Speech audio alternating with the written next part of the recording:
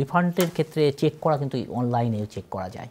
অনেকে দেখবেন যে আমাদের ট্যাক্স ফাইল করে এসে মানে অনেকটা ব্লাইন্ডে থাকে যে আমি ট্যাক্স ফাইল করে আসছি, রিফান্ড আসলো কি আসলো না। দেখলো আমাদের অফিসে ফোন করে, এই দিন ফোনের পরিমাণ কমছে, বিকজ আমি এই কাউন্সিলিংগুলো আমাদের যারা ক্লায়েন্ট তাদেরকে করি, সে নিজেই চেক করে। আমার অফিসে আমি যেটা করি, আমার রিফান্ডটা কীভাবে চেক করবে সেটা একটা ইনস্ট্রাকশনও দিয়ে দিই যখন ট্যাক্স ফাইলটা করে। অনলাইনে যে সে নিজে তার সোশ্যাল সিকিউরিটি, কোন বছরের ট্যাক্স রিটার্ন, তার ফাইলিং স্ট্যাটাস আর রিফান্ডের অ্যামাউন্ট যেটা ট্যাক্স ফাইলে লেখা থাকবে, সেই অ্যামাউন্টটা ইনপুট দিলে সে কিন্তু রিফান্ডের স্ট্যাটাস, তার সে রিসিভ হয়েছে ট্যাক্স রিটার্নটা, এটা প্রসেস হচ্ছে, এটা অলরেডি রিফান্ডটা সেন্ড হয়েছে, এটা ব্যাংকে অলরেডি ব্যাংক অ্যাকাউন্টে সেন্ড করছে, হ্যাঁ, ও এত তারিখে, অল দ্য থিং দেখা যায়। আর কোনো কারণে যদি ব্যাংক অ্যাকাউন্টে তার প্রবলেম থাকে, তা বলবে যে পেপার মেল করছি।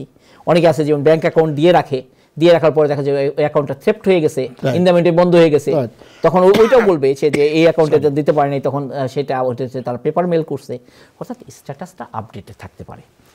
আর অন টপ অফ দ্যাট, যে বিষয়টা আপনি শুরুতেই করলেন, রিফান্ড নিয়ে অনেকের একটা ধারণা যে রিফান্ড নিয়ে অনেক সময় ফ্যামিলিতে ভিতরে বিভিন্ন পরিকল্পনা থাকে যে আমি রিফান্ডের টাকা দিয়ে আমি একটা এখানে আমি একটা ফার্নিচার কিনবো, ভ্যাকেশনে যাব, বা আমার ছেলে মেয়ের এডুকেশনের পেছনে আমি খরচ করবো। রিফান্ডের টাকাটাকে বিভিন্নভাবে ইউজ করতে হয়। ইউজ করার জন্য বিভিন্ন অ্যাকাউন্ট ব্যবহার করতে পারে। রিফান্ডের টাকাকে স্প্লিট করা যায়। আমি একটা রিফান্ড, আমি 10,000 টাকা রিফান্ড পাবো, আমি 5,000 টাকা নিলাম, আমি আমার একটা অ্যাকাউন্টে নিলাম, সেটা একটা পারপাসে, 2,500 টাকা নিলাম আরেকটা পারপাসে, 2,500 টাকা নিলাম আরেকটা পারপাসে।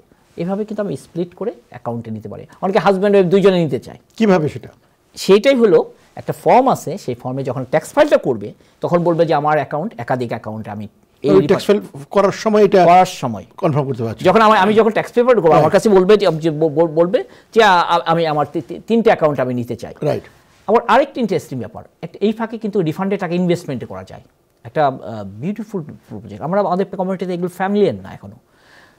ধরেন যে ট্রেজারি যে বন্ড আছে, বন্ড যে বন্ডটা আছে, সেই বন্ডে কিন্তু ওই যে যখন ট্যাক্স ফাইলে করবে যে আমি এই বছরে বন্ড কিনবো, আমি টাকাটা আনছি 10,000 টাকা করলে তো ব্যাংকে আসলে তো খরচ হয়ে যাবে, বরং আমার এডুকেশন, ছেলের আমার এডুকেশন পারপাস আমি টাকাটা আমি ইউএস গভর্নমেন্ট ট্রেজারিতে আমি ইনভেস্ট করব। তখন বললে কিন্তু ওই যে আপনি যে স্প্লিট করার যে সুযোগ, সেইভাবে বন্ড কেনারও সুযোগ আছে।